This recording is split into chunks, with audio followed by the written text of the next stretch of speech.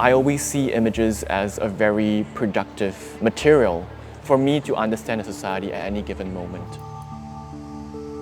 I look at the question of labor, specifically the relationships in labor and technology. In a time where we are surrounded by AI-generated images, or what I would call images that appear to have no history.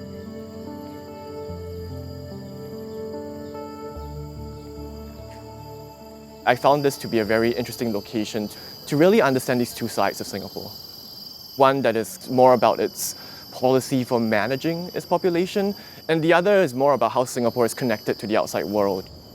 Being here in this particular site and seeing how it is so cluttered by all these tankers, these oil refineries.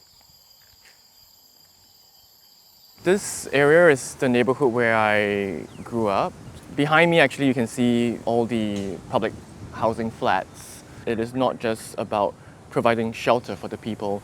It is also very much a tool for managing and governing the population. It has a lot to do also with labor policy, with reproductive policy. The way that I see the world, understand the world, things I used to take for granted about Singapore appear to me in more clarity after I see Singapore from the outside. So I think to understand Singapore as a place, as a location, you really first have to understand its place within the global system. A lot of my work is transnational. And when I research, I'm looking at archives, basically always trying to gather all kinds of visual material that can help me understand a given phenomena that tend to be quite abstract. One of the forms in which my artworks take is that of the lecture. I approach the lecture as a performative and artistic medium. It is a medium in which I feel I can bring together different materials that I have gathered over the course of my research. It allows me to move from talking about something quite historical to something quite contemporary. What appeals to me about the lecture as a form is its kind of essayistic structure.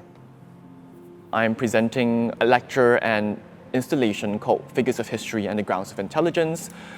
In a lot of my previous works, I look at specifically the relationships in labor and technology. It's still very much at the center of this current body of work looking at generative AI and specifically the history and the politics of generative AI. The body of work looks at the place of history today in a time where we are surrounded by AI-generated images, or what I would call images that appear to have no history. The starting point of the work was back in 2016. At that time, I had been invited to join a summit. There was this particular French designer that was showing us an application he had developed called Portrait Matcher.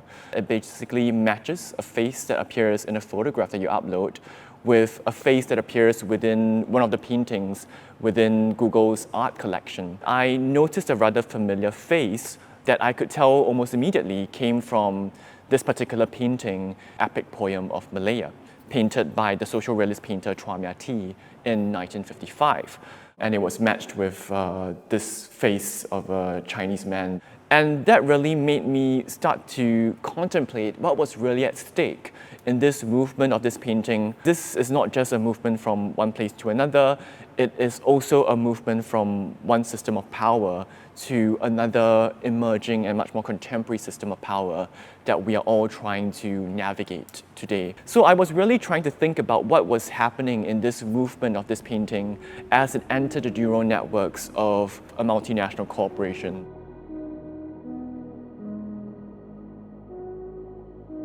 What I do think is radically new are the new systems of power through which generative AI is produced and consumed. This is a system of power that is much more complex than the older systems of power that we are used to, especially if we are coming from a paradigm dominated by nation-states. Today, what we are seeing is that states are struggling and failing to regulate AI, while at the same time, interestingly, technological companies are trying, but at the same time failing to act like states.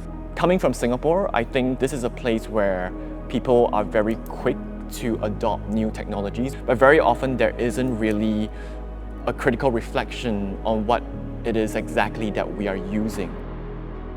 this is a more crucial moment than ever to start reflecting on these new technological forms that are increasingly coming to govern every aspect of our lives. The question is really, how do we then collectively safeguard what is really a kind of commons in terms of this vast archive of images that you really, at the end of the day, can't really define as belonging to one individual or another, but it is really part of our collective heritage as humans.